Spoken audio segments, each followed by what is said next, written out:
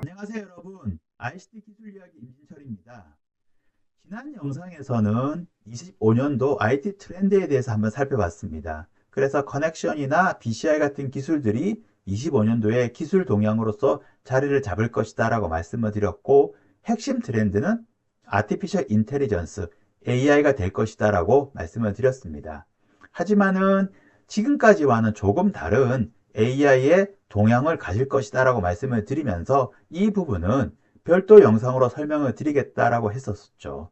그래서 이번 영상에서는 25년도에 AI가 어떠한 동향을 보일지에 대해 가지고서 말씀드리도록 하겠습니다. 24년도 4월 달에 뉴욕타임즈는 21년도부터 23년까지 3년 동안에 AI에 투자된 금액이 약 3,300억 달러 정도쯤 된다라고 보도를 했습니다. 그리고 이 금액은 전 3년, 2018년부터 2020년까지 투자된 금액보다 한 3분의 2 정도가 더 많다라고 얘기를 했었죠. 그리고 2023년도 한 해 동안에 생성형 AI 한 분야에만 투자된 금액이 204억 달러쯤 됩니다. 우리나라 돈으로 환산을 하면은 한 28조 정도 되는 큰 금액이죠. 이것처럼 AI에는 말 그대로 천문학적인 금액이 투자가 되고 있습니다. 근데 더 중요한 거는 이렇게 투자가 되고 있는데 과연 수익이 잘 나오고 있느냐라는 부분인 것이죠.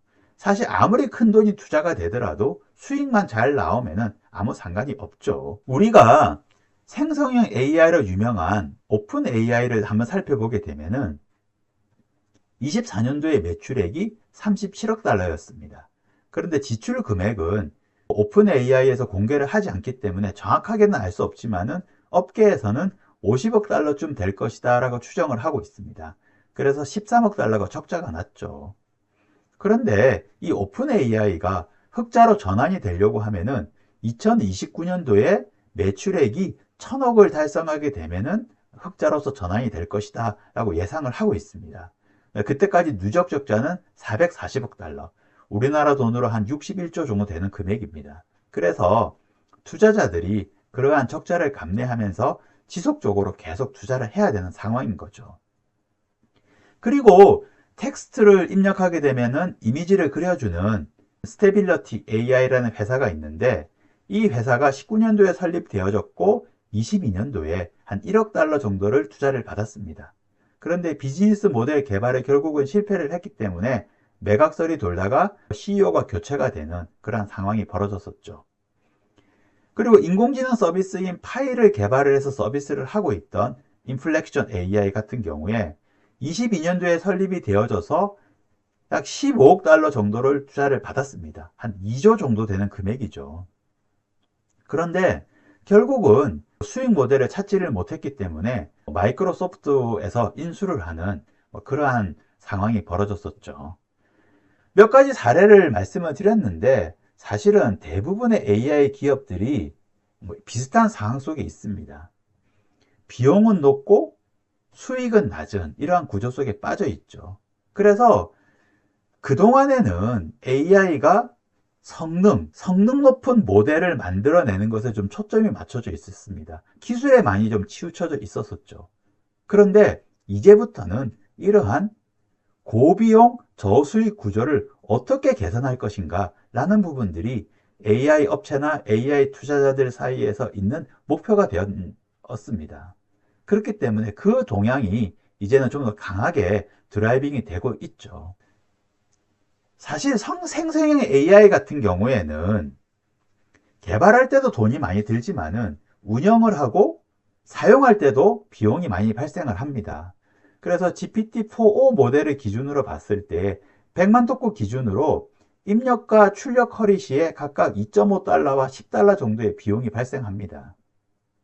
그리고 구글이 검색 결과를 AI가 답변을 해주는 식으로서 기능을 개선을 할 수가 있는데, 그랬을 경우에는 매년 한 60억 달러 정도가 추가적으로 비용이 들어간다고 합니다.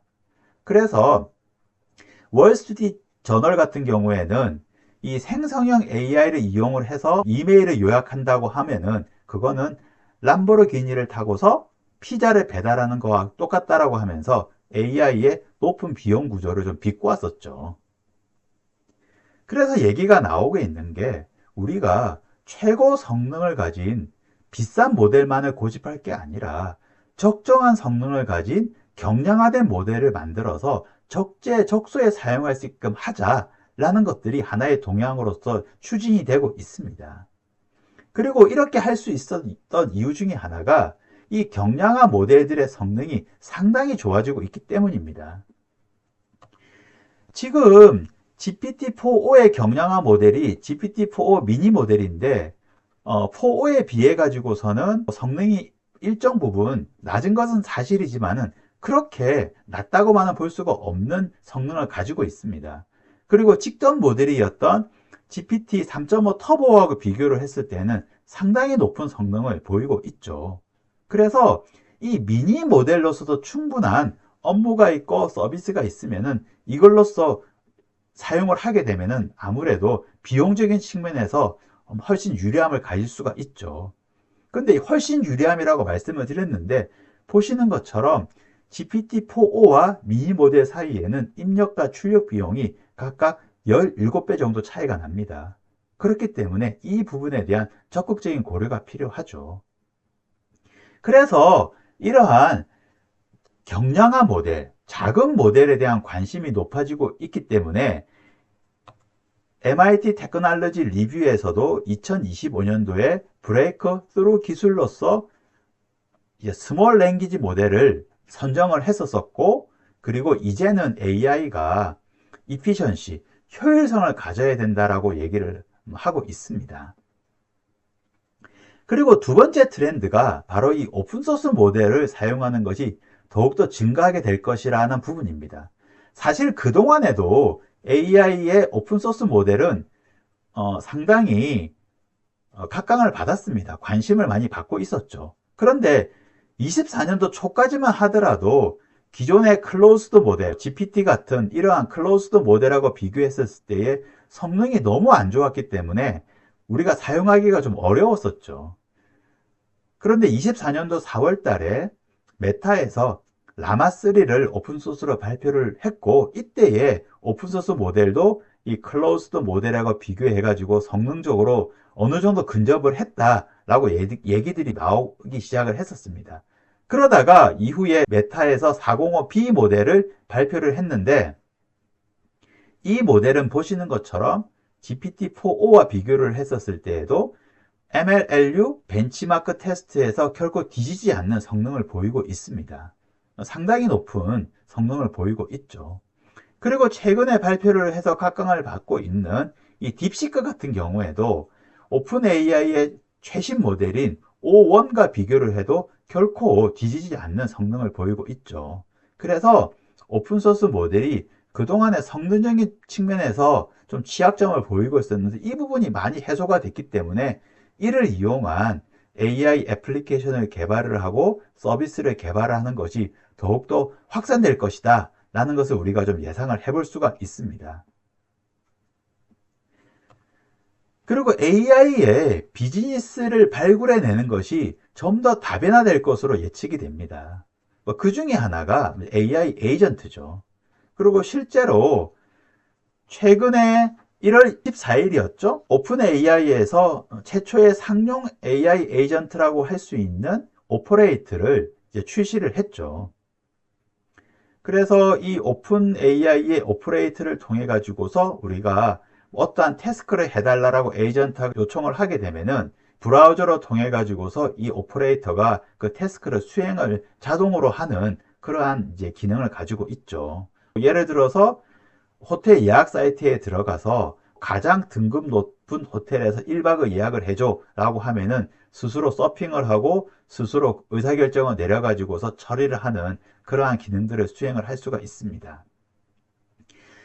매월 $200 정도의 이제 멤버십 비용을 오픈 AI 쪽에서는 이제 사용료로서 요청을 하고 있고, 아직까지는 미국 내에서만 사용이 가능합니다. 그리고 미국에서 사용하신 분들의 리뷰를 보게 되게 되면은 사람의 개입이 아직까지는 필요하다고 합니다. 인증을 하거나 돈을 결제를 할 때에는 사람의 개입이 필요한 구조를 가지고 있는데 여기에 대해서는 좀 더 기술이 발전을 하고 제도가 개선이 되어지게 되면은 점차 해소가 되지 않을까 이렇게 예상을 해볼 수가 있습니다.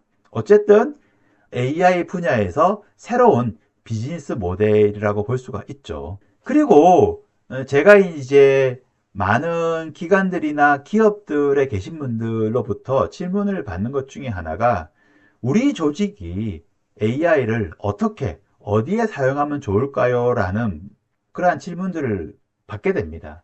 여기에 대한 궁극적인 답변은 이제 조직 내부에서 이루어져야 되는데, 사례를 가지고서 한 가지 말씀을 드린다면은 모건 스탠리의 서비스 중에서 고객들의 자산을 관리하는 것이 있습니다. 그래서 자산관리 서비스를 담당하는 어드바이저들이 있는데, 이 모건 스탠리에서는 이 어드바이저들을 조사를 좀 했어요. 그래서 조사 결과를 보니까 실적이 높은 어드바이저들 같은 경우에는 고객하고 관련되어진 업무를 하는 시간이 평균적으로 자신의 전체 업무 시간의 한 26% 정도를 차지를 하고 있었습니다. 그런데 수익이 좀 낮은, 성과가 좀 낮은 어드바이저들 같은 경우에는 평균적으로 자신의 업무 시간 중에서 한 17% 정도만 고객하고 관련되어진 업무를 하는데 시간을 보내고 있었죠. 그래서 왜 이런 현상이 나타나고 있을까라고 조사를 해보니까 이제 수익이 좀 낮은 어드바이저들은 백오피스의 업무에 너무 많은 시간을 보내고 있었습니다. 회의록을 쓴다든지 자료를 조사를 한다든지 관련되어진 문서를 작성을 한다든지 이러한 부분 쪽에 시간을 더 많이 쓰고 있었기 때문에 고객하고 보내는 시간이 절대적으로 부족한 상황인 거죠.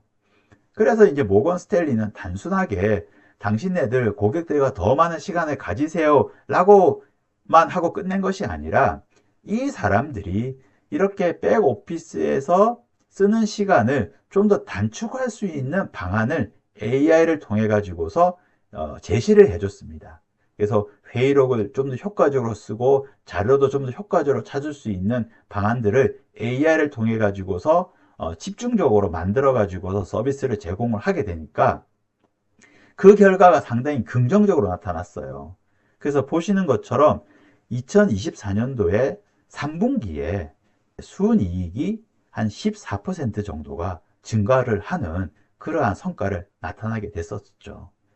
그래서 이 사례는 우리 조직들이 AI를 어디에 어떻게 사용할지에 대해 가지고서 좋은 인사이트를 준다라고 생각을 합니다. 그래서 이렇게 앞으로 25년도에는 조직의 비즈니스에 좀 더 밀착되어진 AI 애플리케이션이나 AI 서비스들이 탄생이 되지 않겠는가, 그러한 동향을 보이지 않겠는가라는 예상을 해봅니다. 검색 서비스로서 유명한 AI 검색 서비스죠. 퍼플렉서티라는 회사가 있습니다. 그동안에 이 회사는 멤버십, 서브스크립션만 가지고서 운영을 했던 회사였었어요. 그러다가 24년도 11월 달에 AI 검색 결과에 광고를 붙이기 시작을 합니다. 그러면서 자기네들이 왜 이렇게 광고를 붙이게 되었는지를 자신들의 블로그에다가 기재를 했어요. 그래서 내용을 보면은 자기들이 그동안 경험을 해보니까 이 서브스크립션만 가지고서는 도저히 생존 가능한 충분한 매출이 발생하지 않는다. 수익이 발생하지 않는다. 그래서 어쩔 수 없이 검색 서비스에 광고를 붙이게 되었다라고 이제 얘기를 하고 있죠. 그래서 제가 지금까지 말씀드린 내용을 퍼플렉서티에 있는 이 내용이 기록을 하고 있다라고 볼 수가 있습니다. AI가 그동안에는 기술에만 초점이 맞춰져 있고 서비스의 성능이라든지 정확도에만 초점이 맞춰져 있었었는데 이제는 수익과 비용이라는 관점에서도 강하게 드라이빙이 되고 있다. 그러한 동향으로서 접어들었다. 이렇게 설명을 드릴 수가 있습니다. 예, 오늘 영상은 여기까지고요. 저는 또 다음에 다른 영상으로 찾아뵙도록 하겠습니다. ICT 기술 이야기의 임진철이었습니다. 감사합니다.